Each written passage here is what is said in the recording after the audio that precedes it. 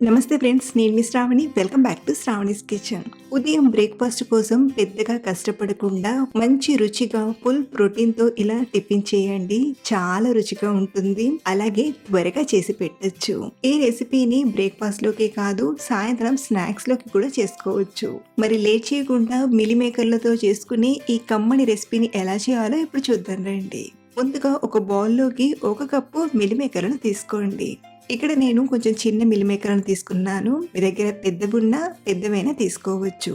So ఇలా తీసుకున్న mill మేకర్లలోకి వేడి వేడి నీళ్ళను తీసుకుని ఒక 5-10 నిమిషాలు నానబెట్టండి.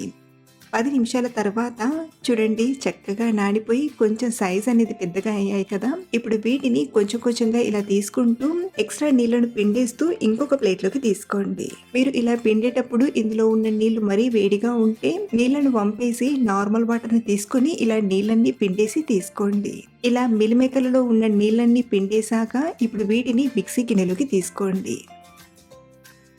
ఇందులోనే పొట్టు చేసిన 4-5 వెల్లుల్లిపాయల్ని, 1 ఇంచ్ అల్లం ముక్కని, 2 పచ్చిమిరపకాయల్ని, అలాగే 1 కట్ చేసిన టమాటాను తీసుకొని గ్రైండ్ చేయండి. గ్రైండ్ చేసేటప్పుడు సరిగ్గా నలగకపోతే ఇక్కడ నేను 1-2 టేబుల్ స్పూన్ల నీళ్ళను తీసుకొని ఇలా కొంచెం బరగ్గా గ్రైండ్ చేసి తీసుకున్నాను.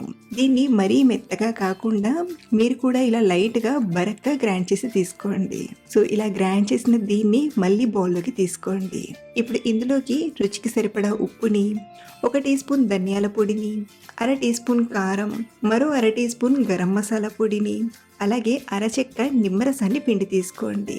మీరు నిమ్మరసానికి బదులుగా 1/4 కప్పు పెరుగునైనా తీసుకోవచ్చు, లేదా ఇలా నిమ్మరసాన్ని తీసుకునైనా ఈ రెసిపీని చేసుకోవచ్చు. అలాగే 1 అరకప్పు సన్నగా తరిగిన ఉల్లిపాయల్ని, మరో 1/4 కప్పు గ్రేట్ చేసిన క్యారెట్ తురుమును, అలాగే బైండింగ్ కోసం 1 అరకప్పు బియ్యం పిండిని, మరో అరకప్పు గోధుమ పిండిని తీసుకొని బాగా కలపండి. ఇక్కడ నేను బైండింగ్ కోసం బియ్యం పిండిని, గోధుమ పిండిని తీసుకున్నాను కదా. మీరు కావాలంటే ఈ పిండికి బదులుగా ఆల్టర్నేటివ్గా బొంబాయి రవ్వని, రాగి పిండిని, జొన్న పిండినైనా వాడొచ్చు. అలాగే ఇలా కలిపేటప్పుడు అవసరానికి సరిపడా నీళ్లను కొంచెం కొంచెంగా తీసుకుంటూ బాగా కలపండి. మనం తీసుకునే ఈ క్వాంటిటీకి 1 కప్పు నీళ్ళు అనేవి కరెక్ట్గా సరిపోతాయి. ఇలా కలిపాక ఇందులోనే 1/4 టీ స్పూన్ పసుపుని, 1/2 టీ స్పూన్ జీలకర్రని, అలాగే చిటికెడంతా వంట సోడాను తీసుకోండి. ఇందులో వంట సోడా వేయకపోయినా చాలా బాగా వస్తాయి. ఇంకొంచెం గుల్లగా రావాలంటే మాత్రం ఇలా కొంచెం చిటికెడంత వంట సోడాని వేసి బాగా కలపండి. మనం ఈ రెసిపీ కోసం పిండిని మరీ పలుచగా కాకుండా ఇలా కలపాలి. సో పిండిని ఇలా తయారు చేసుకున్నాక వీటిని చిన్న చిన్న ఉత్తప్పంలా తీసుకోవడానికి మీ దగ్గర ఇలాంటి చిన్న ప్యాన్ లేకపోతే మనం రెగ్యులర్గా దోశలు వేసుకునే ప్యాన్ పైన చేసుకోవచ్చు. దీనిలోనే 1-2 టీ స్పూన్ల నూనెని తీసుకొని కొంచెం నువ్వులను తీసుకుంటున్నాను.